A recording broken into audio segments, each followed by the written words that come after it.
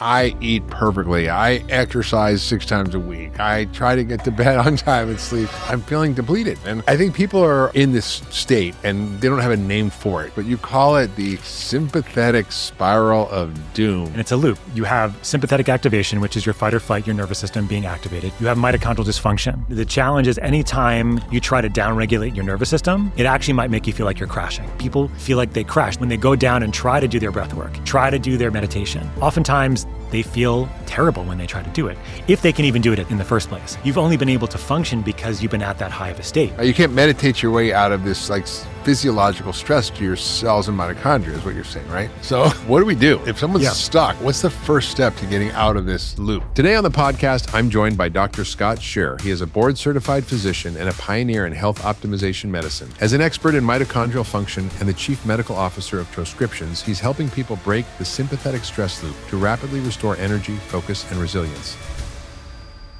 Hey, it's Dr. Hyman. I'm so excited to share this episode with you today, but before we dive in, I want to get your help. Please take a minute to hit that subscribe button, whether you're watching here on YouTube or listening on your favorite podcast platform. It truly means the world to me, and it helps my team and I bring you this podcast every single week. Plus, I don't want you to miss a thing. So thanks so much for being part of this community, and I'm glad you're here. Welcome back to the podcast, Scott. So good to have you. Well, thanks for having me, Mark. Last time it was online. Today it's in person. Yeah, it was online. We talked about hyperbaric oxygen, and today we're going to talk about a really important topic, which honestly affects so many people, including me. And I never heard it quite described like this, but you call it the sympathetic spiral of doom. Bada bump. Yes, exactly. It needs music afterwards. And at first I was like, God, that's kind of hyperbolic, whatever. And then I started reading about it. Yeah.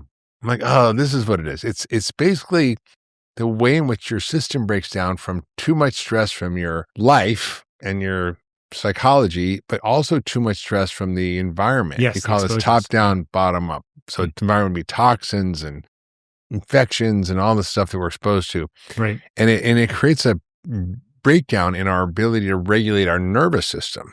And then it influences our mitochondrial function, which kind of makes it worse. So the body's this big web network where everything's connected. Right. And so you're kind of untangling the web to telling this story in kind of a new way. It's an old story.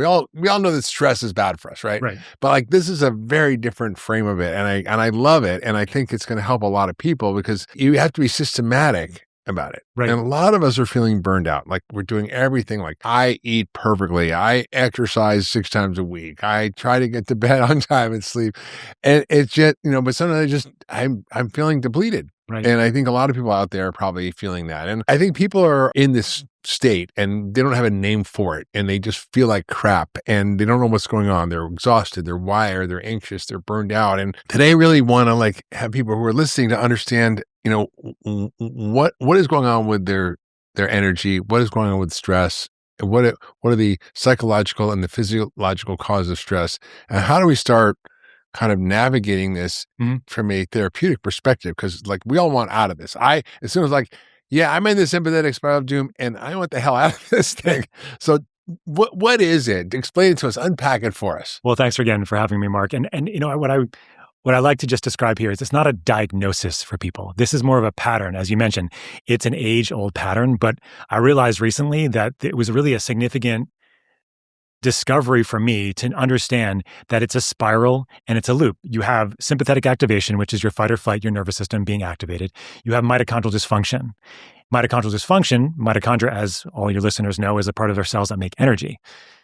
The combination of sympathetic activation and mitochondrial dysfunction is a loop. And what happens here is that this loop can either start with mitochondrial dysfunction directly, that's what I call bottom up, or it can start with sympathetic activation from outside stressors. Say it's your job, your relationship, you have a snoring partner that is snoring and you can't get to sleep at night. Outside stresses, or even worse things like trauma or things that happened when you were younger that have maintained you in this place where you can't stay safe. Either way, whether it starts with mitochondrial dysfunction directly, or it starts with sympathetic activation externally, or for most people, it's both. Yeah. And then it's something that just makes you fall off a cliff. It could be... Let me pause you for a sec. Yeah. Just define sympathetic activation. Yeah. Because people are like, what is that? And define like a little bit better mitochondria. Because these are central to your thesis of the sympathetic spot. So let's get our terms right, because I think people are like, what? Otherwise, they'll just be talking doctor stuff. I'm sympathetic, I'm sympathetic. No, it's not that. Good point. So I feel sympathetic to those that are insympathetic. The sympathetic nervous system. So sympathetic is your fight or flight part of your nervous system. So it's running away from the proverbial saber-toothed tiger, as we somehow always refer to. I know, right? I don't know why. But you're getting chased by something. Yeah. But unfortunately, we're getting chased all the time in modern society, whether it's with our phones that are actively in our faces all the time and doom scrolling at 3:00 in the morning going, why is this the way it is? Or it's outside things like your job or your relationship, but we don't reward people resting and relaxing. So the sympathetic nervous system is part of your autonomic nervous system. You have your sympathetic branch, which is your activation, fight or flight, and you have your parasympathetic, which is your rest, digest, detoxify, and heal. But modern society doesn't reward that side, right? It rewards the hustle. I mean, in medical school, my friends and I had shirts that said, sleep is for quitters. Yeah. Not surprising. Right. I grew up in New York.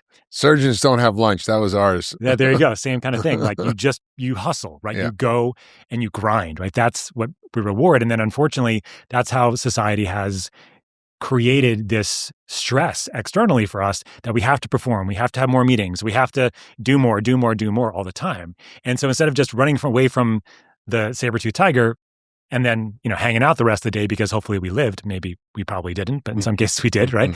Then you would have the time to relax because your nervous system would be activated and then it'd be shut off. But that's not how modern society works anymore, as you know.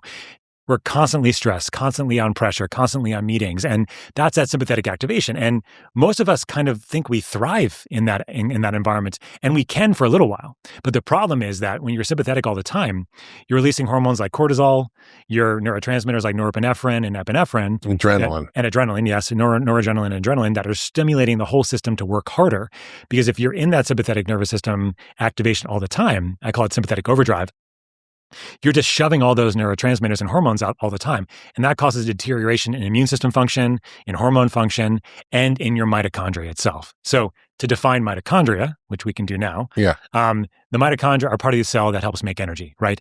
When I was in high school, my daughter is in 9th grade. She learned, she's got the basic cell. She just learned, she's like, Dad, check out the basic cell. It's got a nucleus, it's got cytoplasm, it's got Golgi bodies, and it's got this one little cool organelle called a mitochondria.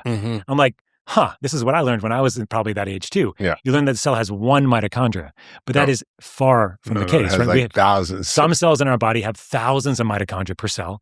And some cells, actually, there's one human cell that has 0, and that's the red blood cell. Yeah, the red blood. Right. But most mitochondria per cell are in our reproductive organs. Eggs, oocytes, sperm are the number one and number 2. They gotta swim. They need a little energy to swim. Yeah, and the eggs have more, though. Women have to, create and make the baby, and so they have more. But then just behind that is your brain, your heart, your liver, your musculoskeletal tissue. So detox, everybody, is hugely energetically intensive. Liver. People don't realize that. It's like if you're going to be able to detox, you have to have a huge amount of mitochondrial energy. And so we have thousands of mitochondria in our brain, for example, as I mentioned. The problem is, and the statistics are crazy, it's like 94% of US adults have some element of metabolic dysfunction, right? And if you have metabolic dysfunction, you also have mitochondrial dysfunction, which means that you can't make energy effectively. Our cells are like gasoline-powered cars, right? We make ATP, as you know. We make also carbon dioxide, we make water, and we also make what are called reactive oxygen species. Free radicals. Yes, exactly. And so we need those. But if we have too many, or if we're stimulated for such a long time or a period of time, like you're sympathetically overdriven, right? You're stimulating the mitochondria to make so much energy, or trying to. And what happens over time is that the mitochondria can't keep up. They can't keep up with energy production. They can't keep it up with the detoxification required because you don't have enough antioxidants around. And then the mitochondria become under significant amounts of stress. Yeah. And so you're in this place now where you have sympathetic overdrive, mitochondrial dysfunction in the majority of people. And it's a spectrum now, but all of these people, everybody, so many of us are on this sympathetic spiral as a result of that. And what's really interesting is the connection between the stress response, which we all can relate to, and our mitochondrial function, which is basically something that, most of us don't think about. By the way, most doctors don't know much about that. We learned basically in biochemistry in the first semester of medical school, how to food and oxygen go through our little Krebs cycle, mitochondria. You memorize all the intermediates, right? And we memorize it for 5 minutes before the test, and we forget about it. But mitochondria are central to almost every single disease that we see in chronic illness, whether it's dementia or cancer or heart disease or obesity or diabetes or all the neurodegenerative diseases. It's just quite profoundly important. And you're right. Like if you are in this stress response, and then you're also exposed to all the stresses of being in the modern world with microplastics and pesticides and heavy metals and latent viruses, infections, long COVID, tick infections, mold exposure, insulin resistance, like the whole thing. Tons, yeah. And then of course our ultra sort of processed diet, that I was getting to that. Our highly sugary processed diet. So, we all are stressing our stress response, because you're, by the way, eating crap makes your body stressed, even if you don't psychologically feel stressed. Right. And also it stresses your mitochondria. So then you get all these insults. You talk about this sort of metabolic stress. Yeah. What are like the main symptoms people are in this sympathetic spiral doing? Like, how would people listening I have this? So when it comes down to when the mitochondria are so stressed, they shift over from being able to make energy effectively. Instead of making energy like with oxygen, they actually shift over into something called the glycolytic state, which is making less energy because they're trying to protect themselves from all the stress that they're on. And when that happens, there's an overcompensation of the sympathetic nervous system. The sympathetic overdrive gets even higher because you physically feel worse. And these are the symptoms you're talking about. We're talking about feeling tired but wired, feeling like you can't recover anymore from anything that was pretty small before. Something small, now it takes you 2 or 3 days. Like you go to the gym, you don't feel like you really recover for 2 or 3 days. Or you go on an airplane, you don't recover for much longer. Or you have a bad night of sleep and you feel terrible the next day. Or your mood is all over the place. It used to be pretty stable throughout the day, barring going through perimenopause or something like that. It used to be stable, and now it's all over the place. You also can find that just overall your energy level is just kind of up and down throughout the day. Like you're relying on things like caffeine and stimulants to try to give you enough energy, give you enough brain function. And the challenge oftentimes, and I have patients like this, it's like, Doc, I just need to feel better. I need more stimulation. I need more energy. And oftentimes it's not about giving them more energy. It's actually about calming down the whole system, this whole loop, this spiral, and then allowing them to get back to making energy more effectively. And so there's a spectrum here, Mark, and you and I know this. We have people that are super, complex, and they've been sick for a long time and have, very significant mitochondrial issues. And then you have people that are on the other side of the spectrum where they just don't feel very good anymore. Like they're just not waking up feeling like they have energy. Their energy is waning throughout the day. Their recovery is not as good. And like oftentimes with those people, that it's something often happens where they feel like they just fall off a cliff. Yeah. It's like that extra little stress that just did it. And then all of a sudden the things go down. Yeah. They kind of manage along and then just they crash. Yeah. Yeah. And it's common. A lot of people have Super this. common. Yeah. And and if you look at it as spectrum, most of us are somewhere in that spectrum. Yeah. I want to share something personal about my own health journey. Now, a while back, I went through a period where I was recovering physically and working hard to rebuild my strength. I was doing all the right things, eating well, exercising. I was focusing on sleep and recovery, but I started looking more closely at how the body actually uses protein as we age. And here's the thing. Our bodies don't always utilize protein as efficiently as we get older. So even when you're eating well, you may not always be getting the essential amino acids your body needs to support muscle repair and recovery. And that's when I started using perfect aminos. Now, I want to be clear. This isn't about replacing whole food protein. I'm a huge believer in getting high quality protein from real food. But perfect amino can be a very convenient way to complement your diet and to help make sure you're getting the essential amino acids your body relies on. The essential amino acids are 9 amino acids your body cannot make on its own, so you have to get them from food or supplements. And they play a key role in processes like building and repairing muscle, supporting your recovery, and maintaining overall metabolic health. For me, it's become a helpful part of my personal routine while focusing on recovery, strength, and maintaining muscle as I age, especially alongside resistance training and, of course, a nutrient-dense diet. So to get your perfect amino today, head over to bodyhealth.com and get 20% off your first order with the code Hyman20. That's BODYhealth.com and use the code Hyman20. For years, my diet and my fitness were pretty dialed in, and yet I still felt like something was missing, especially during the darker months, and light was the variable I struggled to get right. And Chorus, the makers of Oyo, have spent years and millions in research and development to solve this. They didn't just build a light bulb, they figured out how to bring the sun indoors. Backed by more than 530 patents and Nobel-level science, Oyo by Chorus removes stimulating blue wavelengths at night so your body can do what it was designed to do: rest and recover. And when your circadian rhythm resets, everything improves. Your sleep deepens, your energy sharpens, even your immune system responds. I've seen what happens when people fix their light. They don't just sleep better, they feel clearer, more grounded, and more alive. If you're making one change this year that touches everything, start with your light. Learn more at chorus.com/Dr. Hyman and enjoy 15% off their newest product, Oyo Sphere, with the code HymanSphere15. That's KORRUS.com/sphere and use the code HymanSphere15. Yeah. So you talk about this feedback loop between the nervous system and the mitochondria, because I think it's a little bit hard conceptually for people to understand. Well, how does that work? You got your nervous system, your sympathetic, parasympathetic, and your stress response, your relaxation response. But how does that relate to your mitochondria and your energy system? And what is that connection and feedback loop? One of the main hormones that's being vilified right now is cortisol. Cortisol is your stress steroid hormone, as you know. When you're under fight or flight, when you're in sympathetic overdrive all the time, you're pumping out cortisol all the time. We're supposed to have cortisol rise when we wake up in the morning. It helps us wake up from being asleep, and then it's supposed to slowly go down throughout the day. Yeah. The challenge is that most people do not have that pattern anymore. And what cortisol does is it stimulates the production of, it's a steroid hormone. It also stimulates and initiates the norepinephrine, so norepinephrine, noradrenaline, and adrenaline in the system too. And what happens when you have a lot of cortisol around, and a lot of those neurotransmitters, is that you are just telling your mitochondria that you're under stress. You need energy now. And as a result of that, it is going to your mitochondria and saying, mitochondria, you need to make more energy now because you're under a lot of stress. This cortisol is high. And as a result of that, you're getting the mitochondria that are like, we can't keep up. There's too much energy requirements that you're giving us. And so that's why it flips over into this something called the cell danger response, which I know you know about, which is when the cell says, we have to protect ourselves. And the mitochondria says, we're sensing too much stress. We can't actually keep up. And so what it does is it tries to protect itself. But when that happens, you start making less energy. And when you start making less energy, you start feeling like you're not able to compensate. You're not actually able to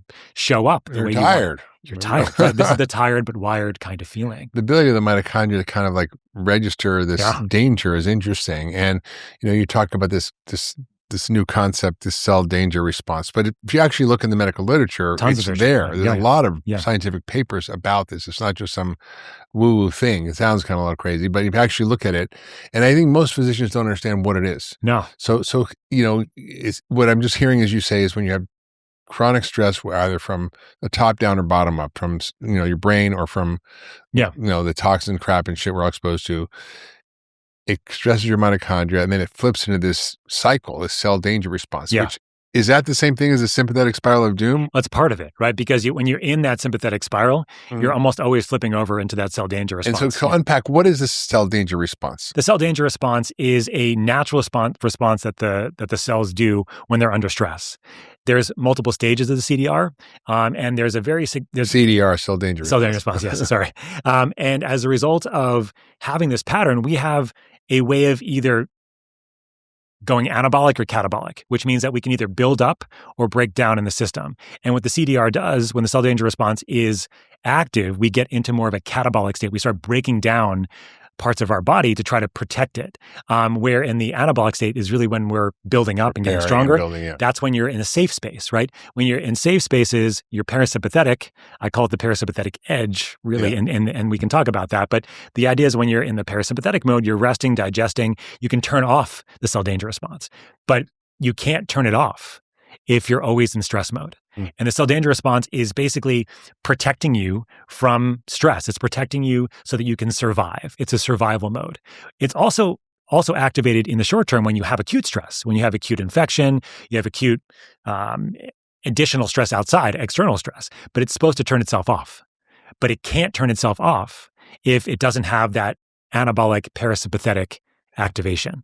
And that's the challenge. And in addition to that, what happens over time is that you deplete a lot of the intermediates, a lot of the vitamins, minerals, nutrients, and cofactors that are responsible for shifting you out of the cell danger response. So just the very fact of trying to manage the danger, you're using a lot of nutrients. Tons of it, yeah. And you deplete your nutrients. Yes. And then you end up in this vicious cycle where you need the nutrients to fix the problem, but you don't have the nutrients and it depletes them. And you're still in the stress mode and you're still right. So the major question is, well, how do you approach it? How do you work on optimizing somebody's capacity and increasing their reserve, getting them out of the sympathetic, but also supporting their capacity to flip out of that cell danger response and support mitochondrial function? Well, that's an important question. I want to get into the practical aspects of how do people end the sympathetic spasm and how do they stop the cell danger response. But before we get to that, I want to kind of unpack a little bit about your top-down, bottom-up idea here, because it's important.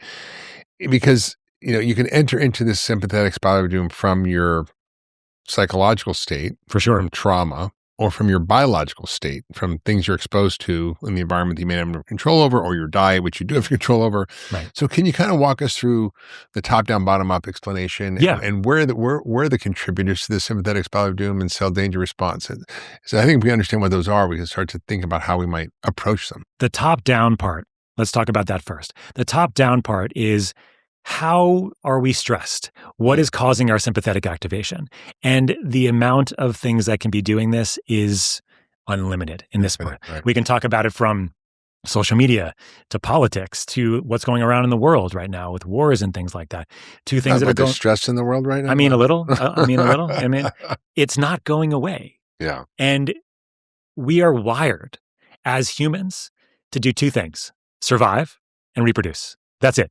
That's what we are wired to do because that's what the species requires. And so as a result of that, what do our news media, what does our social media do? It wires you, it's wired, or it's created to fit into those two patterns: survival and reproduction, mostly survival. So fear, right? Fear is the biggest one. And so there's tons of things that are coming outside of us all the time that are trying to instill fear in us. It could be everything from the things I mentioned. It could be within your own home, right? If it's a relationship that isn't great, if it's a job that's too hard, if you're not getting enough sleep, that's a huge one, because if you're not getting enough sleep, you're not going to be able to regulate your nervous system either. And so that's what I call the top-down aspects. And I could fill in maybe all the psychological stuff. All the psychological stuff. It can be your childhood trauma, yes, whatever. And you've had patients like this too that, they were abused as a child and they never feel safe in their own body. Yeah. There's no way they can ever heal. There's no way they can ever really fully, truly be their best self because they're always in this locked-in sympathetic But there's state. ways for people to come out of it. 100%. Yeah, we'll talk about that. And then that's exactly what this is all about. It's about understanding the pattern and then seeing how to break it. So that's the top down. That's the top down. And the bottom up is? The bottom up is really, you did a great job earlier when we were talking about direct mitochondrial stress. Things like infections and they're very sensitive. Mitochondria are very sensitive. They are. Everything affects them. They do. They're a sensitive organelle. There's a lot of them. There's quadrillions of them in our bodies. Huge amounts of them. That's a big number. It's huge. I can't count that high. Yeah, I can't either, but it's a quad. I know that. I think after that, I can't remember. It's like, I don't know, it's quint after that, I think. But it's after trillions is quadrillions, everybody that's listening. Yeah. Okay. And so it's a lot of mitochondria. And so we need a huge amount of energy. In fact, we need to make about 150 pounds of it every single day of ATP to maintain our energy capacity.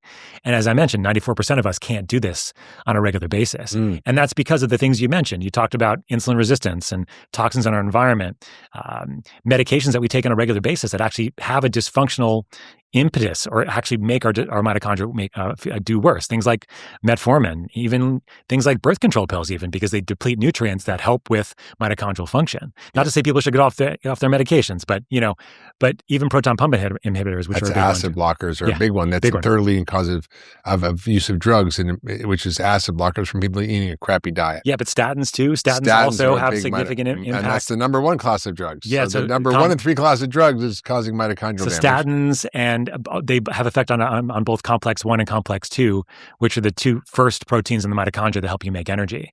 And pesticides do it. Infections do it. We talked about it. And then of course, this sympathetic activation, which can be overarching to everything, but on its own can cause mitochondrial stress.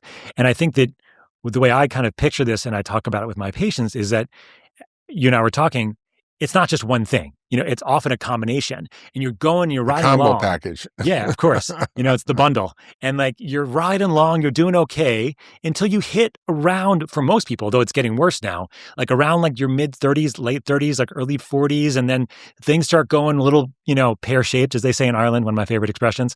And they're like, yeah, a little pear-shaped. And things start to go like, why am I not recovering as well? Why do I need more sleep? Or why don't I feel as rested when I wake up in the morning? Or why does when my son comes in when he gets home at school at 4:00 and he says like, hi, Dad, I go, what do you want? I start like, what's going on there?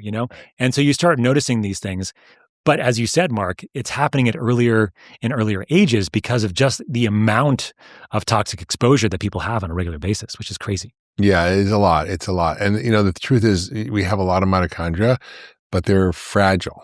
Yeah. And they're very sensitive to any insult, even like disturbances in your microbiome. For sure. And the bacteria in your gut can cause harm. Yeah. The microbiome mitochondrial connection, people don't even think about. Yeah, the interkingdom crosstalk stuff is so cool. It's very impressive. Yeah. And, you mentioned quickly metformin. I think I want to just quickly double click on that. This is a drug that's widely being used for diabetes. I've used it for years in my practice, and it can be a good drug for diabetes, but it does have a weird side effect, which is it inhibits mitochondrial complex 1, and this is like one of the first steps in producing energy from food and oxygen. And one of the studies that most concerned me was they did a randomized controlled trial where they did progressive resistance training, meaning muscle strength training, in two groups, one taking metformin and one not taking metformin. Yeah. And the one taking metformin didn't have any muscle gains, and it inhibited muscle growth. Yep. And that concerns me. So it's being used a lot for longevity and aging. I feel strongly that it's not something people should use for that. I think in certain cases, in certain patients, it can be an adjunctive therapy and is a transition to get off of drugs because you can reverse all of it with lifestyle. But I think it's important. So you've got all this top down, bottom up stuff. It even gets more interesting than that because a lot of new research, and we've had Chris Pomeroy and others talking about the mitochondrial role in mental health. Oh, yeah. So it's not just that you lose energy and you're tired from the stress. Your mitochondria play a big role in dysregulating your mood, right, and your brain function. So 100%. Talk about that. Yeah, it's a big piece of it. I'm glad that you had Chris on. I think his work is so great, looking at metabolic dysfunction and the reversal using the ketogenic diet, for example.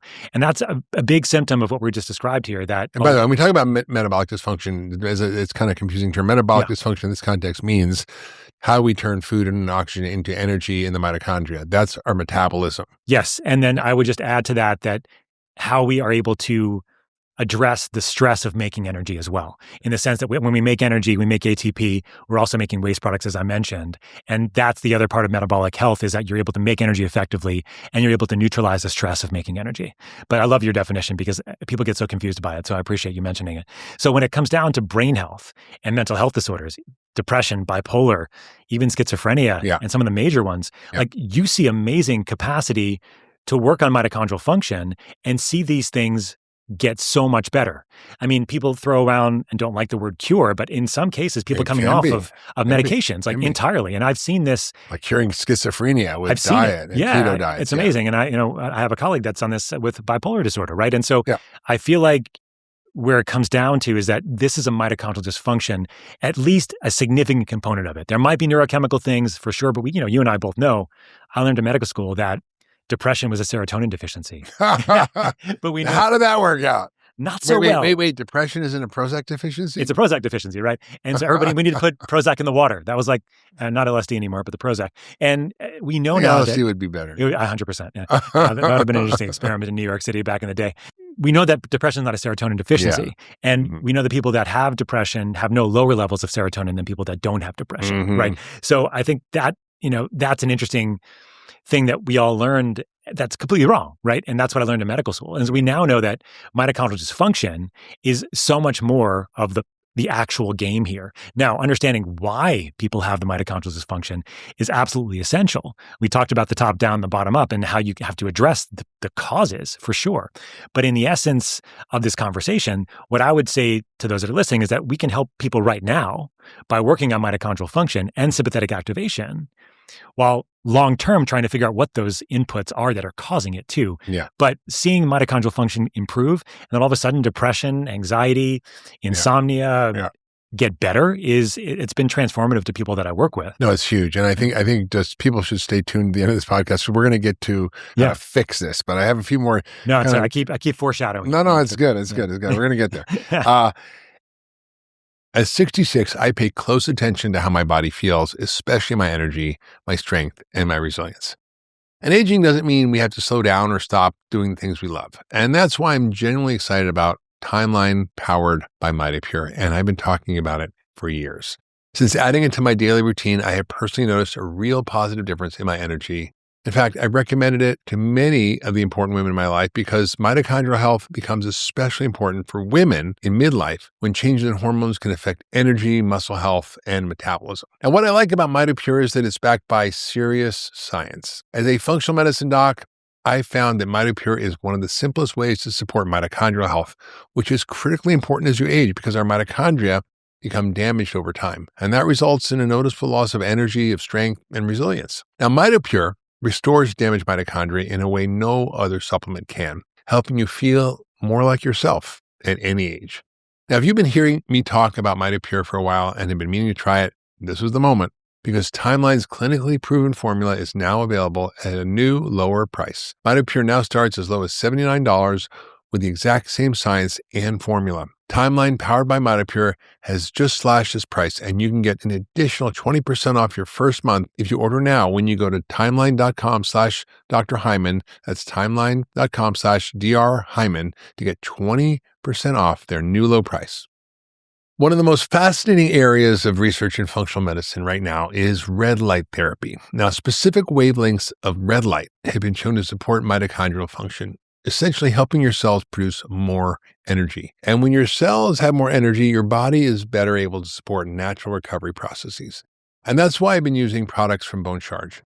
They're a wellness brand focused on science-backed tools that help counter the stressors of modern living. Everything from blue light blocking glasses to circadian lighting and red light therapy. One product I really like is their red light cap. It uses 650 nanometer red light to deliver targeted light energy directly to the scalp, encouraging natural hair follicle activity to promote hair growth in both men and women. It's incredibly easy to use. Just wear the cap for about 10 minutes while reading, cleaning, or answering emails. The high radiance LEDs deliver targeted red light therapy in a comfortable, lightweight design you can use right at home. Bone Charge ships worldwide, offers free shipping on the red light cap, a 12-month warranty, and it's even HSA and FSA eligible. So head to bonecharge.com/Hyman and use the code Hyman for 15% off today. That's BONCHARGE.com/Hyman and use the code Hyman. One of the ways, as people are listening, I imagine they're thinking as well, okay, I know how to activate my parasympathetic system. I can meditate, I can do breath work, I can do yoga, I can maybe exercise to improve my mitochondria. But, cold plunges, saunas, whatever. But you said something which is interesting. You said you can't parasympathetic your way out of cell danger. What does that mean? So this is the thing, right? Because you can't meditate your way out of this physiological stress to your cells and mitochondria is what you're saying, right? Yeah, you can't. Because you're in this sympathetic locked-in kind of mode. And the challenge is anytime you try to downregulate your nervous system, it actually might make you feel like you're crashing. Because when you try to get yourself out of sympathetic and get into parasympathetic, but you've been in sympathetic for a long period of time, so you're in that fight or flight, your mitochondria, as we've been talking about, have been under a lot of stress for a while. And we've depleted vitamins, minerals, nutrients. We're in that cell danger response location of your cell spectrum of capacity to make energy. And then you're trying to bring down the nervous system. But what can happen when you do that is that you've only been able to function because you've been at that high of a state. And when you bring down the nervous system without enough support, on the mitochondrial side especially, immune system will really be helpful too, you'll see that you have this crash. People feel like they crash. When they go down and try to do their breath work, try to do their meditation, oftentimes they feel terrible when they try to do it, if they can even do it in the first place. Because the other challenge of this too, Mark, is that people don't even know what it feels like to be back in parasympathetic mode. Yeah. They don't even remember what it felt like to calm down their nervous system. And so it can be very difficult to do breath work or tell somebody to meditate, or the last thing you want to do is to tell them to calm down. course, right? That doesn't work. If anybody's married or has a partner, they know rule number one of being married is that you don't tell your partner to calm down, right? It doesn't work. I was talking to my son who's 8, and he's like, Dad, he has 3 older sisters and my wife. He's like, Dad, what are the things you never tell a girl? I'm like, number 1, do not tell them to calm down. Good advice. Yeah. But so that's the thing, right? If you're in this locked in state where you're in this metabolic dysfunction related to being in this cell danger response, not being able to make enough energy, you can't just breathe your way out of it. And so you've got to really deal with those root causes. Like, we say if you're mercury poisoned or you're B12 deficient or your thyroid's not working, it's hard to get enlightened. You got to you got to deal with those biological things. Yes. And then often the psychological things or the physiological stress gets better. But it takes time. And it's interesting. I really sort of fascinated when you came up with this because I've noticed this for years in my practice. I was like, gosh, when people have a physical stress, meaning a toxin, an allergen, infection, it's poor diet, whatever, it actually causes trouble with the whole system. Like it's not just causing like a mental stress causing stress. It's physiological stress. It creates the same fight or flight, the same sympathetic activation, the same. Even if you're kind of cool and everything's fine, you can still feel stressed because of having mercury in your system, 100%, for example. Yeah. And I think that's something people don't realize. So it's not just psychological; it can be biological causes of psychological stress. 100%. And that's what I tell my patients all the time. It doesn't have to start with that sympathetic activation, but it begins somewhere, and then at some point they both have to be addressed, right? Which is you can't just address the mercury exposure if you don't address also the sympathetic activation that was caused by the mercury exposure. Yeah. Even if it wasn't a top-down issue before, maybe you had some mild things in that were stressful but not too bad. But all of a sudden you're mercury toxic. That's a different story. So when you work on mercury toxicity, you also have to work on the sympathetic activation too. Because if you don't do them both, you're still going to be left in a place where you're still sympathetically activated. And you know how it is, like you've worked with patients like this, you know that if somebody's so fight or flight dominant, there's no healing that you can do with these patients. No, it's true. It's impossible. And it's really difficult. It's like the one time I agree with our conventional colleagues that if you're giving them supplements, it's like giving them expensive urine. Right. If you're not addressing the root cause, the sympathetic activation, along with the root cause if it was mitochondrial first, right? Yeah. And so that's why it's so nuanced here, but it's so important to kind of piece this out as you are and discuss it. But then even like if the mitochondria are stressed from toxins or whatever, it actually makes the body stay in fight or flight. Yeah. So how to explain that connection between the mitochondrial stress from things that are just insults that you didn't have to do it, like that are not mental insults, right? So causing you to be in this mental state of fight or flight. Right. So the idea is that when you have a lot of mitochondrial stress, you're not making enough energy. Okay. And when you're not making enough energy, the system goes, oh no, I need more energy. And what it does is tries to compensate by increasing your sympathetic nervous system, increasing your capacity to find out psychologically how you can help the situation. So it's almost like it's a bottom up where you have these sensations and activation of inflammatory pathways and et cetera in the body related to mitochondrial dysfunction that overtly psychologically, this manifests in you trying to figure out why this is happening or trying to give you more energy to maintain the capacity that you need to make any energy at all. And so you get in this loop where it doesn't have to be any that overt sympathetic activation from outside sources. All of a sudden, it's just the mitochondria itself that are not making enough energy and then causing the system to compensate for that. Okay, so let me see if I get this straight. We've got this thing that you've described, which is something that I think most of us who practice this way for years have already seen. We never called it this, but the sympathetic spiral of doom, which can come from the top down, bottom up. Right. It's a lot of mitochondrial dysfunction, stress, a lot of inability to produce energy in our cells, which runs everything. Right. And we end up in this cell danger response. So we've got like sympathetic spiral of doom, cell danger response. So people listening go, yeah, that's me. Right. I'm listening, go, yeah, that's kind of me. So like, what do we do? Like what, if someone's stuck, what's the first step to getting out of this loop? The first step, the spiral of doom. The spiral is to escape the spiral. That's what you want to do over the long term. But initially, you want to figure out ways to help somebody now to help break the spiral and get them additional support so they actually can maintain and benefit from long-term support. So the idea is that you're a functional medicine expert. You've founded the field basically with Jeff and others. You know that working with people and optimizing their health, vitamins, minerals, nutrients, optimizing their gut, the neurotransmitters, that can take a long time to do, right? Yeah. And if you're in this spiral, it's very difficult to do as well because, again, you're clamped down, you're sympathetically activated. So the goal of breaking the spiral is to support the mitochondria now as much as possible, and at the same time, slowly start down-regulating the sympathetic activation, slowly down-regulating the nervous system so it can calm down.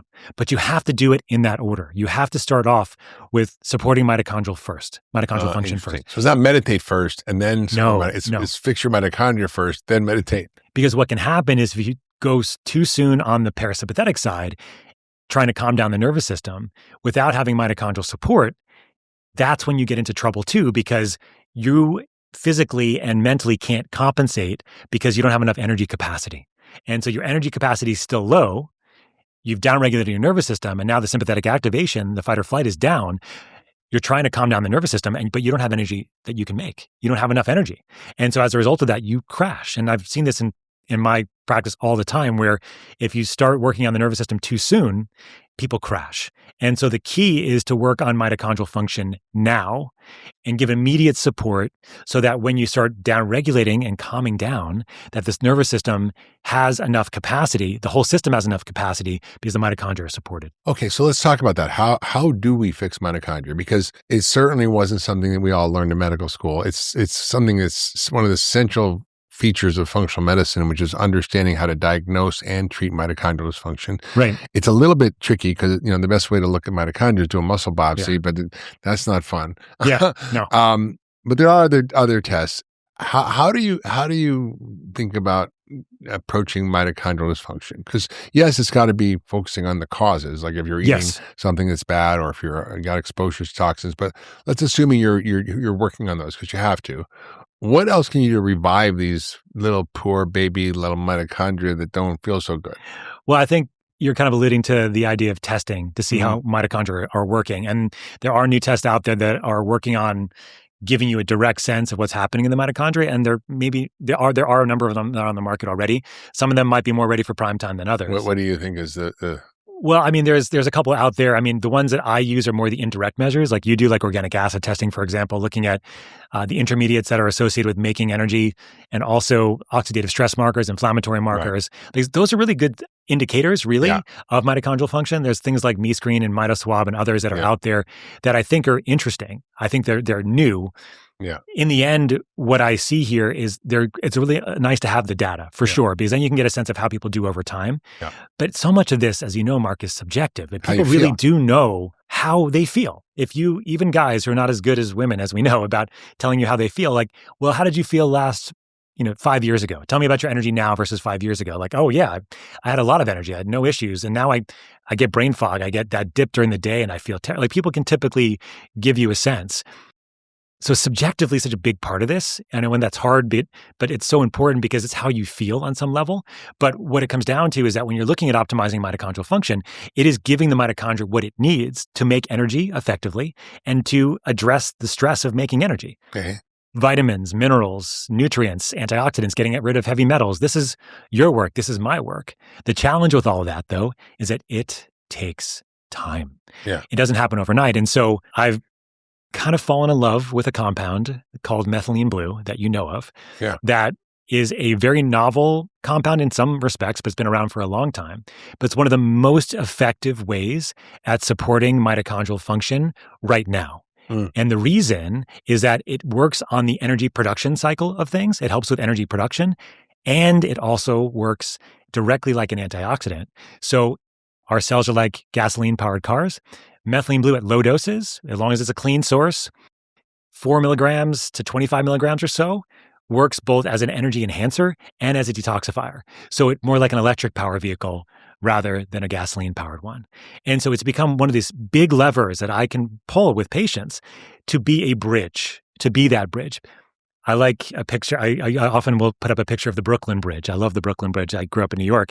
And it's this bridge where you can help people right now while they're on that path.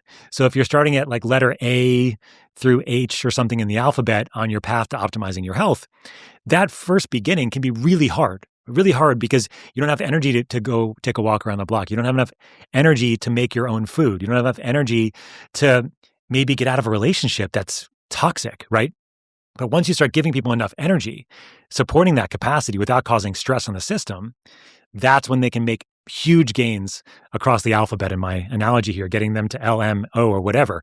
And then they're able to start really making changes that they really want to make. And so I see Methylene Blue as a fantastic bridge for so many people on this path to their own health optimization journey. And the mechanism of action is really interesting, right? It kind of acts as an electron carrier. Yeah. Which is, electrons are really what goes through this little mitochondrial assembly line to make energy, to make ATP. Mm-hmm. And it kind of bypasses some of the complexes like 2 and 3 that are kind of in the way. So if there's mitochondrial dysfunction, it kind of like leapfrogs over it a little bit, right? Yep. It bypasses and then you get more ATP and you get less oxidative stress. In my practice, one of the doctors was sharing with me how they were doing intravenous Methylene Blue and how they had a Parkinson's patient and they immediately improved their symptoms. And I don't know if it was a long-lasting effect, but it was an incredible thing because we know that Parkinson's is fundamentally a mitochondrial disease in the part of the brain that has to do with motor function. Right. And so can you kind of explain how that might all be possible? Yeah. So in the end, neurocognitive disease, metabolic, as we've been talking about, everything has these parts of the cell called the mitochondria that help make energy, your immune system, everything. And so if your mitochondria aren't working well, you have significant incapacity in the areas that have the most mitochondria that are affected. And so in Parkinson's, it's in the substantia nigra in the brain, for example. So one cool thing about Methylene Blue I should mention is that it is highly bioavailable, which means that oral absorption of Methylene Blue is almost as good as IV. The only difference with IV is at how fast it gets in the body, but most people don't need IV. Most people can use oral and get the same mitochondrial benefits.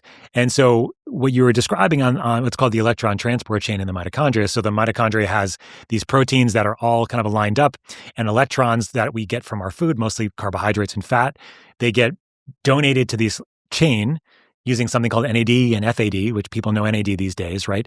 That's a hot topic, I know. So you get these carriers, electron carriers, NAD and FAD, that bring electrons into the mitochondria. So what happens is if you have those first couple proteins not working very well, complex 1 or complex 2, the whole rest of the system breaks down. You don't have capacity to make energy. And most of the mitochondrial toxins out there are affecting complex 1 and complex 2. We talked about statins, we talked about metformin, infections, pesticides. More are affecting those first 4 complexes, those first 2 complexes, And so if those first couple complexes aren't working, the rest of the system breaks down. So what Methylene Blue can do is it can come in, it can bypass the complexes that aren't working very well and donate electrons directly up the chain. So all of a sudden, you're able to start making energy in these cells. So it's almost like a bypass road. If there's a broken road, you just kind of goes around it. Yes, and it also can recycle things like NAD and FAD, so those can maintain their capacity to take electrons from your food, even if those particular complexes aren't working as well as they needed to. So it's this amazing capacity to bypass and compensate for almost any capacity or incapacity of the electron transport chain to work. And that even to the much as so as it's actually the antidote for cyanide poisoning. So cyanide is actually it kills you by stopping your mitochondria from working. Complex 4. So the fourth complex in the mitochondria, complex 4, is destroyed by cyanide. And what Methylene Blue can do is it does these ninja moves of going across membranes and being an electron acceptor, so you can maintain electron flow through those protein complexes, even if you're poisoned by cyanide. And so that's just demonstrating the power of this particular molecule. And it's actually how I learned about it was in the emergency room. As an emergency room doctor, if someone comes with cyanide poisoning, this is the drug that you give to cure people. So it's not common, but it's there. There's another one called methemoglobinemia, which is more common. And that's also why it's used in emergency rooms all over the country. Carbon monoxide poisoning. Carbon monoxide poisoning. And also if you've like the huffing glue or like that stuff, if you have too much of that, that gives you the incapacity to carry oxygen on your red blood cells. And Methylene Blue changes the iron state to make sure that you can. And it also acts as an MAO inhibitor, which is MAO is like a monoamine oxidase. It really regulates neurotransmitter function, but you get higher serotonin, dopamine, or epinephrine. It can have improved mood, neurocognitive effects, right? So it's dose dependent. So lower doses of Methylene Blue will increase norepinephrine and serotonin. Higher doses will also increase dopamine once you get to about 100 milligrams or so. The key, as I mentioned, is that it's dose dependent, meaning that a little bit will do a little bit of that and more of it will do more. So there are people that have talked about how Methylene Blue just helps people feel better because it increases serotonin, but that's not the case at all, right? We're talking about small amounts compared to the huge effect on mitochondrial function. People listening want to know how to take it. Like, what are the doses like? How do you do it? I see a lot of people like sucking on these lozenges. It makes their tongue all blue. They can just swallow it. It's okay. You can swallow it. Right. Yeah, because as I mentioned, it's almost 100% bioavailable, which means if you ingest it, whether you dissolve in the mouth as a troche or if you swallow it, you can get the same mitochondrial benefits. The key here, Mark, and I think this is important for your audience to know, is that methylene blue is not a natural compound. It doesn't come from the earth. It's a synthetic ingredient. And as a result of that, it can be sometimes contaminated with heavy metals, things like lead, mercury, cadmium, and arsenic. Okay. In the manufacturing? In the manufacturing process. And so to take the synthetic thing just for a minute, because I know some people don't like the idea of taking anything synthetic. The way I like to talk about this is that not everything natural is good for us. Okay, you can forage. Arsenic, mushrooms will kill you, right? Mushrooms. Like I was in medical school and I saw 2 people die of liver failure because of foraging for the wrong mushrooms, for example. So, and of course the dose makes the poison, right? So you can have low doses of natural products that can be okay, but high doses of nicotine, for example, can kill somebody, right? And so on the other side of things, synthetic argument. Not everything synthetic is bad for us, is what it comes down to. We live in synthetic worlds. We have lots of synthetic things all around us, right?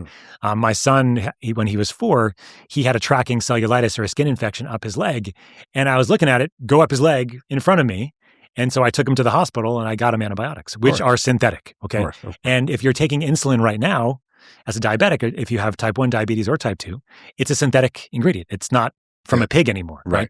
And so there are reasons why we need synthetic things. And I think methylene blue falls into this category where it's a synthetic compound that can help so much, especially in the short term. And then I think over the long term, as you get more optimized, you don't need it as much. And do you use it in conjunction with other mitochondrial support? So in functional medicine, we talked about CoQ10 and creatine and carnitine and lipoic acid and N-acetylcysteine and riboflavin and magnesium, potassium aspartate and all these wonderful ribose that can be supportive. And I've used them in my practice to great benefit, often, together with, even things like heart failure. Of course. But you have to use them in conjunction with methylene blue or not as much? It works better when it's being used in more of a synergistic, mutual way, as you just described it. Because not only, so methylene blue, what it's going to do is it's going to increase metabolic rate because it's going to increase the amount of energy you're making. So low doses are very supportive. They don't cause a huge amount of stress. But it is much better to have it as a full ecosystem that you're creating in the mitochondria. So you're creating all the substrate, meaning you have the capacity from vitamins, minerals, nutrients, like all the things that you just mentioned to support mitochondrial function and use the methylene blue. It's like a supercharge, because the things you mentioned do a great job with mitochondrial function, but it takes time for all of those to work. Whereas you give some methylene blue in the system, within about 3 days, once you find the right dose, you will feel a difference. It's not something that happens 30 days or a month later, which can happen with many of the things that you mentioned, which I love and I use in my clinical practice too.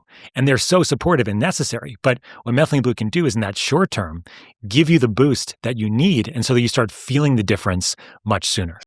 I recommend magnesium to most of my patients, and for good reason. It's involved in hundreds of biochemical reactions in the body, including regulating the nervous system, supporting muscle recovery, and helping your body transition to a restful sleep. Now, what's interesting is that newer research is starting to look at how certain forms of magnesium may support brain health and sleep quality. Now, one randomized clinical study, adults who took a brain-available form of magnesium reported improvements in sleep quality and daytime functioning compared to placebo. Now, magnesium is one of the most common nutrient deficiencies I see, and low levels can contribute to stress, poor sleep, muscle tension, and low energy. And the challenge is that most magnesium supplements only contain 1 or 2 forms, and they're not always well absorbed. And that's why I recommend Magnesium Breakthrough by Bioptimizers. It's a full spectrum formula that includes 7 different forms of magnesium designed to support your brain, your muscles, your stress response, and your sleep. I take it as part of my evening routine. Try it today and go to bioptimizers.com/Hyman and use the code Hyman at checkout to save 15% off your order. That's bioptimizers.com/Hyman and use the code Hyman. As a doctor, one of the questions I get all the time is, how bad is alcohol for me really? Now, many people reach for a drink at the end of the day to unwind or to feel social, and it works in the moment. But even moderate alcohol, as little as 1 drink, can disrupt sleep. It can leave you groggy the next morning, and it puts stress on your body in ways most people don't realize.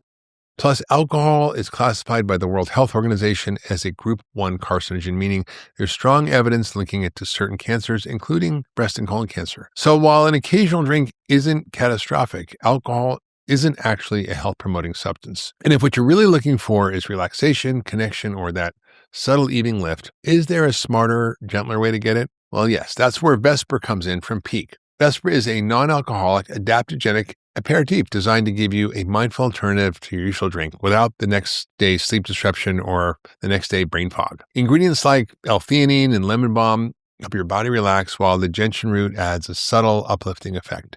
You feel calm, bright, and present, not sedated. I've been paying close attention to this category, and Vesper is the most thoughtfully formulated option I've come across. If you're ready to rethink your evening ritual, Vesper is a thoughtful, healthier option. And get up to 20% off for life at peak.com/Hyman. That's PIQUE life.com/Hyman. So this is the most important tool for getting out of this sympathetic spiral of doom? I found it's the fastest tool to be able to do it from a mitochondrial perspective, right? Because you want to be able to support the mitochondria to help it relax. And a good example of this. And it's okay to take it every day? So in the beginning, yeah, as long as you're keeping the dose low. My sense of this is what does the dose low mean? Right. So usually milligram amount. So typically milligram dose that I find that's really great for the mitochondria is somewhere between 8 to about 25 milligrams a day. If you're keeping the dose less than 30 milligrams per day, you don't even have to take a day off, and you can take it every day. If you're taking above 70 or 80 or 100 milligrams of methylene blue, then you do need to take more days off. So the thing about it, methylene blue kind of has this sort of bimodal capacity. What I mean by that is like low doses of it around what I just described as a range, fantastic mitochondrial function. Sometimes a little bit higher than that, but up to when you get to about 1 milligram per kilogram, which is around 50 to 70 milligrams of methylene blue and above, what happens then is it becomes more of an anti-infective, actually. It's a fantastic antimicrobial at higher doses. And it does that because it produces something in the body called hydrogen peroxide. And hydrogen peroxide, you can buy at the store. It's actually what your white blood cells produce to kill infections. Exactly. And so what methylene blue does is it creates more of a hydrogen peroxide capacity, and you kill bugs easier, and you also enhance your antioxidant systems if you have the capacity. And that's the key. And that's why if you have an acute infection, I use it all the time at high doses. But if you have a chronic infection, chronic Lyme, chronic mold, I use it at the higher doses, but I ramp them up. I don't start up. Yes, because if you give somebody a high dose of methylene blue right off the gate and they have chronic Lyme, they're not going to feel good if you give them 50 or 100 milligrams right away. So slowly increasing their dose, mitochondrial support, and then higher doses can be fantastically effective for chronic Lyme, for chronic mold, for even people with spike protein. I've seen some interesting things as well. And also, it's just as a result of that, even viral infections as well. I've seen some really interesting things. But the majority of people are going to be using lower doses for mitochondrial function. That being said, some people have these chronic infections that are causing significant, infection or significant mitochondrial dysfunction. But I was going to tell a patient a story about a friend of mine. He's a colleague. He's like, "Doc, I've had anxiety for my whole life. I started taking methylene blue, and it's gone." Wow. You ask, well, why is that the case? Right? Is that because we changed his neurochemical stuff? No, it's because we gave him significant mitochondrial support immediately, and then he's like, "I've never felt this good." And as a result of having enough mitochondrial support, his system started being able to unclench itself. Yeah. And because now you're making enough energy, and now the system can start healing. Amazing. And I found my methylene blue at these low doses to be fantastically effective, Mark. And I haven't. And initially, I was very skeptical, because I was like, this is a compound that doesn't come from the ground. And my dad's a chiropractor for 45 years. Like, in the beginning, he was militantly against Western medicine, but over the years, he now knows that it's important to use too. So I was blown away the first couple of years when we started using it. We had this one lady with mild cognitive impairment. She started telling stories about her childhood that nobody in her family had ever heard of before. Her brain came back online. I had another lady that had chronic mold, done all the remediation in her house, in her body, still felt terrible. Started giving her some methylene blue. She was back to work in 2 weeks. It was crazy. And then I had another lady with chronic ankylosing spondylitis, like severe pain disorder in the back, inflammatory issues. Nothing had ever worked. She started taking methylene blue and her pain just went away. Yep. And I was like, this is back in 2020. So, we were the first people to really pioneer this back then in 2020 at our company. And so we've seen gigantic amounts of anecdotal data. And then there's researchers that have been doing this and showing that these models of Alzheimer's, models of Parkinson's, others, looking at it in traumatic brain injury, looking at it in stroke. And so it's a fantastic compound that, has gotten more popular over the last couple of years, which is great. But understanding what you're doing, like dosing wise and making sure you're getting good quality stuff is absolutely essential. Yeah. Like the stuff on Amazon is garbage mostly. Yeah. Most of the liquids out there are not as potent. And even if it says it on the label, it's a huge deal. And so I'm very much a proponent of using it, but using the right company stuff, the right products, and the right dosing is absolutely essential. Just to be transparent, you have created a company called Troscriptions, which I use. But you provide methylene blue. Yeah. And you have different forms of it, but you run through all third-party testing and make sure it's the right dose and that there's no contaminants. And so is there a method that you've kind of developed that actually you're able to do that? So at Troscriptions, which is our company, we decided to make this company, by the way, Mark. We actually evolved it out of a nonprofit organization. Mm-hmm. So we have a nonprofit called Health Optimization Medicine and Practice. You've met Dr. Ted in the past, who's our founder, Dr. Ted Ochocoso. And the idea with the nonprofit was to create an ecosystem for practitioners for training and for learning how to optimize health rather than focus on disease, and very much aligned with functional medicine. Sure. And out of that, we birthed the Troscription company because we wanted to help people right now along that path. And Troscriptions was the first company to come out with a commercial product of methylene blue using it in 2020. I thought Ted was crazy at the time. I'm like, what are people they're going to want their urine to be blue because your urine will turn blue? Well, by the way, you make your urine green or blue or you're exactly. You're dying. It concentrates in the urine, so you got to watch out for that. And you have to, so you don't surprise. Stain your clothes if you get Yes, you got to be very careful. And so we came out with the first commercial product in 2020, and I was a little bit hesitant, to be honest, because I was like, I saw the research, it was very compelling, but then the other issue that I was very hesitant about is that it took us about a year and a half longer to launch the company to find a good source of methylene blue. Even when it said pharmaceutical grade, USP grade, it was contaminated with heavy metals, or it was not as potent as it said on the label. The challenge is, and you know this, you get a compound from another country. We get ours from Japan and Korea, even China. I mean, it doesn't matter where you're getting it from. You're going to get what's called a certificate of analysis with your product, with the ingredient itself. That certificate of analysis is technically supposed to be a third-party assessment of that particular ingredient. But can you trust that? That's coming from another country? No, right.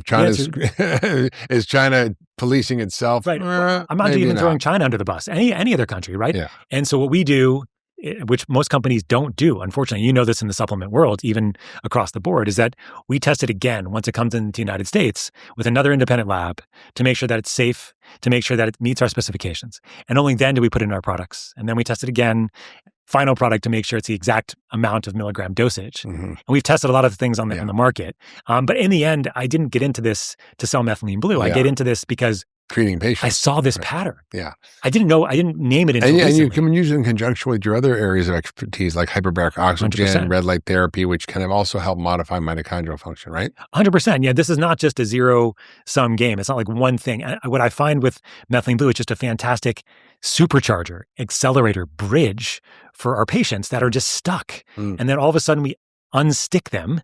Amazing. They can become unstuck, I guess. And then we can actually let them finally heal, finally maximize their potential, because you can't heal when your mitochondria are stuck, and you can't. I agree. Heal, it's one of the sticky issues in functional medicine is how do you unburden someone's mitochondria? How do you get them out of this cell danger response and this what you call the sympathetic spiral of doom? So let's kind of talk a little bit about what you call the parasympathetic edge. Yeah. What is that? Why is it important? And it's, people talk about, pushing hard and just going through the barriers that you feel and kind of overcoming resistance, but you're saying maybe that's not the best way. So what is the parasympathetic edge? So this is the opposite of the sympathetic spiral. This is the parasympathetic edge. But the deal, I have a friend of mine, he's the only Olympic skier and former wide receiver on the Philadelphia Eagles. His name's Jeremy. And he told me when he first started doing his competitions, he would listen to like Metallica and like hard metal.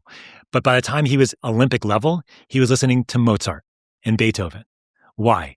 He didn't need his nervous system to be functioning at a sympathetic level. He needed to drop down just a little bit to find that edge so that he was right in there. And you talk about people that are high performers, they are not in sympathetic overload. They are just below that in a place where they can maintain their capacity. Navy SEALs are famous for this, right? They can find ways when they're when they're actually in operations, they're not sympathetically dominant. They've done training so much. Like a Michael Phelps is a great example of this too, right? You have trained so much for every eventuality that nothing is going to make your nervous system go too high. Because if it goes too high, we can't function that high. We don't do well. And this is where like the classic example is like you have that dream where you're supposed to give a speech and you can't remember your lines because when your sympathetic nervous system is so high, on such high alert, you actually lose blood flow to the front of your brain, which is where you have what's called your executive function. Your capacity to maintain things, bring things from your long-term memory, like you go blank. You go blank. That's sympathetic activation. And so what we want to have people learn is that when we downregulate the nervous system, you're going to function better than you're even thinking that you're functioning at a higher capacity when you're at sympathetic dominance. Because when you teach people that you can bring people down and have them function at a better level, it is like night and day. I mean, a good example of this, another one, just to give another example, is recovery. Like we're now in 2026, people care about recovery, right? We're kind of like, oh, but 5 or 10 years ago, if you were an athlete in the professional sports, nobody gave a crap about recovery, right? Until people were burning out, they were getting injured and things like that. But now if you focus on knowing you can strength train 3 times a week at most, and it's better than strength training 5 times a week. Why? It's the same deal. Because are you going to exercise optimally? That is sympathetic. But as soon as you finish exercise, you need to drop yourself down into parasympathetic to actually gain muscle and actually build, because you build most of your muscle when you're out of the gym. Because cortisol actually causes you to lose muscle, right? Yes, it's catabolic. Yeah. But the GABA system, and that's the system that is involved in calming down the brain. GABA is your primary inhibitory neurotransmitter. That is your neurotransmitter that puts the brakes on your firing, calms down your nervous system, and it's enhanced when you have increased insulin, for example. So after you eat, your GABA levels go up, for example. But GABA is deficient in so many of our so many people, because of the lives that we live with stress all over the place. So GABA deficiency is actually more associated with depression, anxiety, insomnia than any serotonergic issues that you could ever imagine. But you say that you're taking GABA because you can buy GABA supplements over the counter. Right. So GABA as a supplement is not a good idea. Yeah. But you're saying there's another compound that comes from the toxic mushroom, the Amanita muscaria mushroom, which is agarin. Agarin. Yeah. And so what it comes down to, like to break it down just briefly. So GABA, again, your brakes of your brain, right? If most of us are running around GABA deficient because of the sympathetic activation, the spiral that we've been talking about. The challenge is that if you go to your regular doctor and you say, I have anxiety, I have stress, I have depression, they're probably going to give you an SSRI. Maybe they'll give you a benzo, which, they don't want to give you, but they might give you a short amount of it. Now, when it comes to benzos and alcohol. Benzo like Valium or Ativan. Xanax, Right. So those medications and alcohol, they all bind to the GABA receptor, but they vastly deplete GABA in the process, giving you more GABA issues over time and more anxiety, more stress, and then you have more tolerance to those drugs. You need to take more of them, et cetera. And so GABA supplements sounds like a good idea, right? But the problem with the GABA supplement is that GABA is too big of a molecule to get into the brain. If you take GABA and it works for you, you have a leaky brain. Leaky brain, meaning that your blood-brain barrier is not doing what it's supposed to, keeping things out. And so, what do you really have there? Oftentimes you have a leaky gut, as you know. So if you optimize the gut, I've had patients like this where GABA works for them beautifully. They feel nice and calm and relaxed. We optimize their gut, seal it up, GABA supplements stop working. And when I first started talking about this a number of years ago, I had a number of clinicians that came up to me and said, GABA supplements, if they work for my patients, it's diagnostic they have a leaky brain. And I was like, this is interesting. And I started learning more about it and seeing it in my own clinical practice. When you optimize the gut, which I do in practice all the time, the brain gets better. So GABA supplements don't work. If they do work, go see a practitioner. But there's something else you can take, which is from the mushroom. Yeah, but the mushroom the Amanita mushroom has a very cool compound called agarin or agarin. And it's a long-acting molecule that works on the GABA receptor, binding to where GABA would bind. The cool thing about the GABA receptor is that it's 5 subunit receptor, not getting too technical, but you have a place where GABA binds itself. And then you have separate sites called, separate sites or allosteric sites where other things can bind. Yeah. Where agarin binds is directly where GABA would bind. So when you take it, you're not depleting GABA in the process. The thing is, if you're binding something on a separate site to the GABA receptor, say it's kava, for example, or CBD or CBG or magnolia bark or valerian. These are all binding to separate sites, increasing the amount of GABA to bind. But if you don't have enough GABA around, that's not going to, what's going to happen is over time, those aren't going to work very well for you. They're going to stop working. So Scott, this is really fascinating stuff. And I think that, getting a parasympathetic edge is key. Getting the sympathetic spiral doom is key. How do you kind of support people to kind of maintain, they've sort of broken the cycle a little bit. And we're going to refer you to resources. I know you've written a lot about this, and I'll ask you kind of where people can find out more information, but how do you maintain a more stable state rather than keep falling into the sympathetic spiral of doom? Yeah, I think the first place is to know what it feels like to not be in that state, right? Because when you know that the system is now calmed down, you're going to feel better. You may not feel 100% better right away because you still need a lot of long-term support. You need support with, your vitamins, your minerals, your nutrients, your diet. These things can take time, as you know, and be difficult. And then you fall off the wagon and come back up and things like that. So, but I think what it comes down to for me is that you need to have short-term ways to intervene, right? Short-term way for me is methylene blue is just a great capacity enhancer in the mitochondria. Optimizing the GABA system can be great. And Troscriptions does have some products there. We have something like called Trocom and Trozi that can be helpful. You don't have to go product. You can also learn how to meditate and do breath work and start taking more walks in nature, get better sunlight. These are all going to be helpful too. It doesn't matter where people are on their level of capacity to start doing something, right? Sometimes it's helpful, I've found, is to give them something that downregulates the nervous system, something that's GABAergic, that works on the GABA system, to give them the experience of what it feels like to not be in that sympathetic state. And doing it in a very supportive way. So their mitochondria supported typically is what I try to do first, as I mentioned, and then I'll give them the experience. You can still get some reactive anxiety when that happens because you're used to being at a certain level. So that's short term. So short term, giving people the experience of where there is. We talk about in meditation, there's no there, but in parasympathetic edge, there absolutely is a there. So knowing what that feels like, and then you can try to modulate that in various things that you're doing in your day-to-day life. Powerful. But that's the thing, like your day-to-day life becomes your meditation, becomes your life, right? You have to find ways during your day to not break down, but calm down the system, right? Taking more breaks, getting outside in the sunlight. And then that's more medium term. Long term is like, okay, why are you so sympathetically activated? Right? We talked about this. Is it external stuff? Is it top down? Do you need to get out of a bad marriage? Do you need to sleep in a different room to just get a sleep divorce from your partner? I think about 50% of US couples sleep in different beds, different rooms. It's not a small thing. They have a more PC word of it, like sleep union or something like that now instead of sleep divorce. It doesn't sound as bad. But if you need to sleep in a different room so you get better sleep, you should. But that can be hard, right? So trauma, you mentioned this as well. And this is where things become harder, right? This is where your experiences with psychedelics specifically are very interesting, right? Because like looking at psychedelics like ketamine and MDMA and where it's legal, and ibogaine like you did, right? Like these are huge. And I know you've spoken openly about this, which I really commend you on, because I'm very often sending my patients to go get ketamine with our friend, Dave Rabin and others that are out there that are really good at creating a huge neuroplastic response to these medicines. And that's where the real healing is going to occur long term.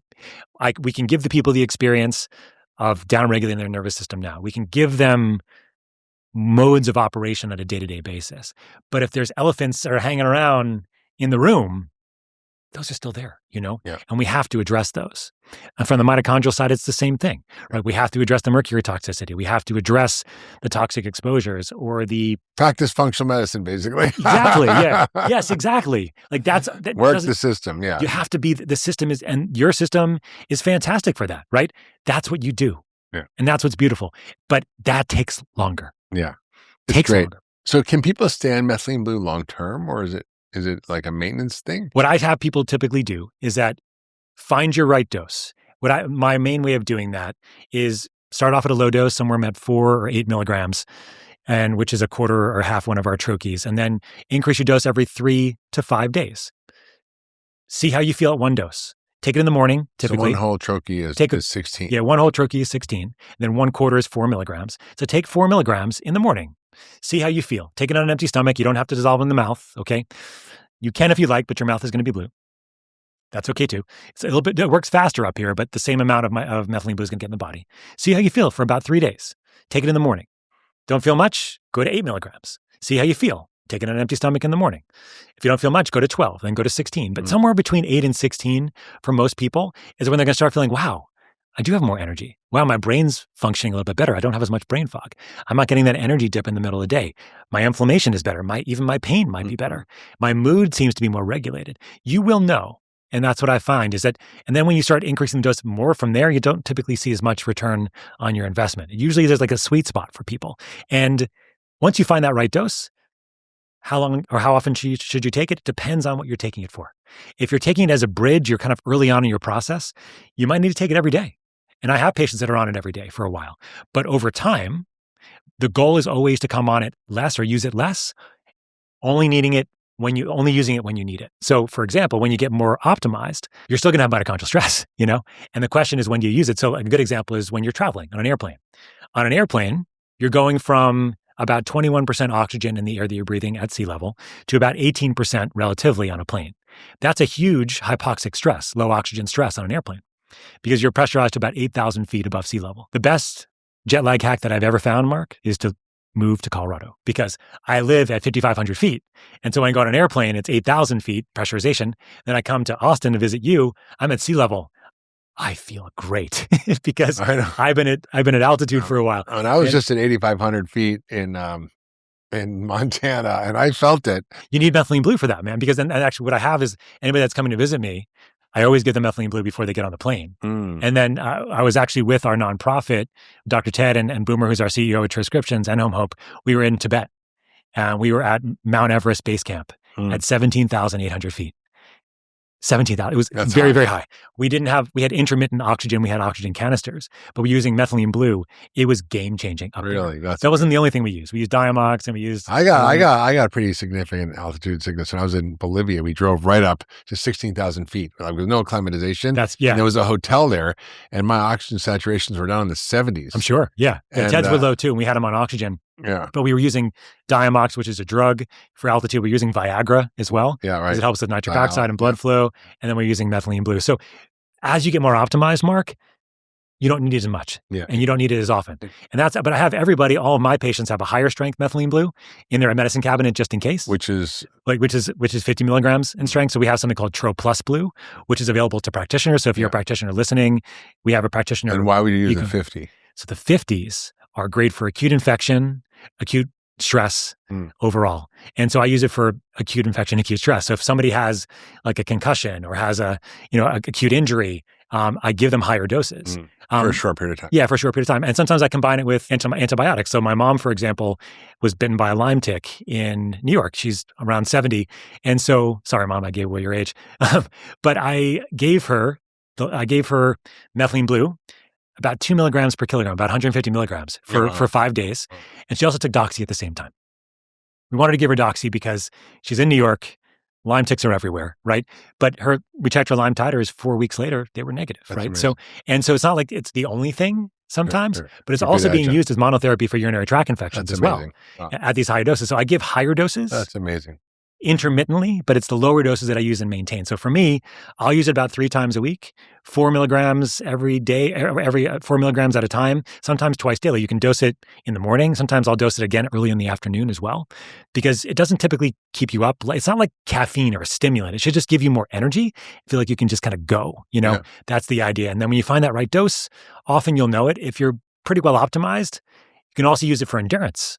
I have guys that use it because it increases aerobic capacity. Oh, good. Okay. So I have cyclists that use it. On a bike trip this summer, I'm going to use it. Yeah, exactly. And I have ultra marathons that use it. Amazing. I know you've used it as well and had some experience as well. Yeah. This has been such a great conversation. Where can people learn more about your work, about the sympathetic spiral of doom, or cell danger, all that stuff? A couple different places. And thank you for having me, Mark.